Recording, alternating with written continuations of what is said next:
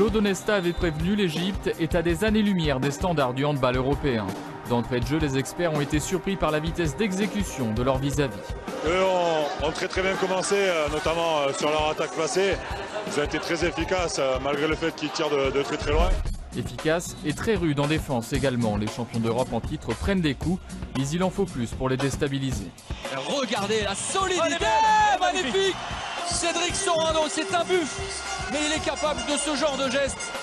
À cet instant, l'équipe de France ne parvient toujours pas à prendre l'avantage. Heureusement pour elle, l'arbitre sanctionne très fréquemment les fautes. Celle de Mohamed Hachem à la 24e minute place les experts en supériorité numérique. Dans la foulée, Xavier Baraché permet aux Bleus de prendre l'avantage pour la première fois depuis la 3e minute du match. La France prend l'ascendant à 1 minute 30 de la mi-temps. Thierry Omeyer réalise enfin son premier arrêt de la partie. La France rentre au vestiaire avec 3 buts d'avance, 14-11 à la pause.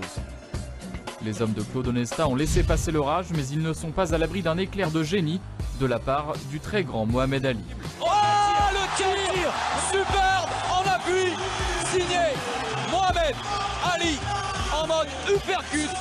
C'est une jeune équipe qui a beaucoup de fougue, c'est beaucoup de 1 contre 1, de jeu libre et ils sont très rapides, ils ont une qualité athlétique vraiment énorme.